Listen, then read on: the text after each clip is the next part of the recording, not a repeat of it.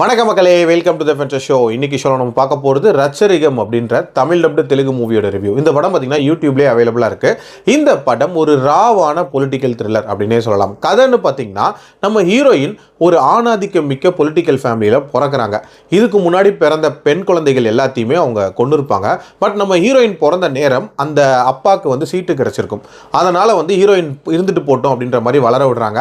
And ஹீரோயினுக்கு ஒரு தம்பியும் பிறக்கிறான். இந்த குடும்பத்திலே இவங்க வளர்றாங்க. இவங்களோட காலேஜ் டேஸ்ல இவங்களுக்கு வந்து சிவா அப்படின்ற ஒரு பையன் மேல வந்து லவ் ஏற்படுது. ஜாதியிலையும் அவன் வேறு ஜாதியா இருக்கான். அது மட்டும் இல்லாம ஒரு ரெபலா இருக்கான். அதனாலேயே அவன் லவ் பிரிச்சு ஹீரோயினை வந்து ஒரு மொரடனுக்கு கல்யாணம் பண்ணி வச்சிடறாங்க.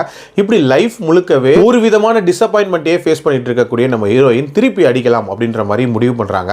அப்போ அவங்க ஆடக்கூடிய பொலிட்டிக்கல் கேம் என்ன அண்ட் அதன் விளைவு என்ன ஆகுது, டுவர்ட்ஸ் தி எண்ட் அவங்களோட எண்ணம் நிறைவேறிச்சா இல்லையா அப்படின்றத அந்த படத்தோட கதை.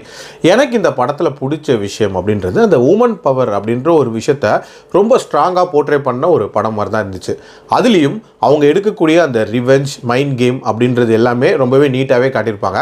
அவங்களோட பர்ஃபார்மன்ஸ் அப்படின்றதும் நல்லாவே இருந்துச்சு. அடுத்ததான் இந்த படத்தில் ஒரு ப்ளஸ்ஸாக நான் பார்க்குறது வந்து ராவான சீக்வன்சஸ், எஸ்பெஷலி ஃபைட் சீக்வன்சஸ் அப்படின்றதெல்லாம் சும்மா ரத்தம் தெறிக்க ராவாக எடுத்திருந்தாங்க. அதில் குறிப்பாக ஒரு சீக்வன்ஸ் சொல்லணும் அப்படின்னா நம்ம ஹீரோயினோட கணவர் இருக்கார்ல, ஒரு மொரடன் சொன்னல, அவர் இன்வால்வ் ஆகக்கூடிய ஒரு ஃபைட் சீக்வன்ஸ் அப்படின்றது பிரமாதமாக இருந்துச்சு. ஆல்சோ இந்த படத்தை வந்து செக்மெண்ட்டாக ப்ராப்பராக பிரிச்சிருப்பாங்க. அதாவது அந்த ஃப்ளாஷ்பேக் செக்மெண்ட்டு, காலேஜ் செக்மெண்ட்டு, அதுக்கப்புறம் வந்து அந்த பொலிட்டிக்கல் கேம் அப்படின்ற மாதிரி நீட்டாக பிரிச்சிருப்பாங்க. அதில் அந்த பொலிட்டிக்கல் கேம் இருக்குல்ல, அதில் இருக்கக்கூடிய ஸ்ட்ராட்டஜிஸ் அப்படின்றதெல்லாம் பெரிய லெவலில் புதுமையாக இல்லை அப்படின்னே சொல்லலாம். சொல்ல போனால் சிவகாசி படம் வந்துச்சுல, அதுலேயே இந்த மாதிரியான ஒரு போர்ஷனில் தான் வந்து அந்த கதை நகரும். ஸோ அதை ரிமைண்ட் பண்ணுற மாதிரி தான் இருந்துச்சு அப்படின்னே சொல்லலாம். கிளைமேக்ஸை பொறுத்த வரைக்கும் டு பி கண்டினியூட் மோடில் தான் வந்து முடிச்சிருப்பாங்க.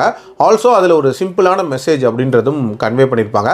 பட் ஓவரால் இந்த கதை பெரிய லெவலில் புதுமையான கதையா அப்படின்லாம் கேட்டிங்கன்னா ரொம்ப ரொட்டீனான ஒரு ரிவெஞ்ச் ட்ராமா தான். அது மட்டும் இல்லாமல் இதில் லாஜிக் அப்படின்ற ஒரு விஷயம் சுத்தமாக இருக்கவே இருக்காது அப்படின்னே சொல்லலாம். அதாவது இவங்க நினைச்சா யாரனாலும் ரொம்ப ஈஸியாக கொலை பண்ணிடுவாங்க. அப்படி கொலை பண்ணக்கூடியவங்க ஒரு சிலரை மட்டும் ஏன் விட்டு வச்சிருக்காங்க அப்படின்ற கேள்விலாம் இல்லை. ஸோ இந்த மாதிரியான லாஜிக்கல் மிஸ்டேக்ஸ்லாம் நிறைய இருக்க தான் செய்யுது.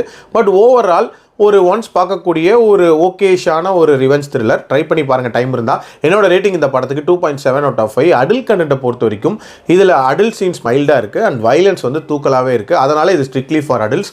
மீண்டும் அடுத்த விமர்சனத்தில் சந்திக்கிறேன். நன்றி, வணக்கம்.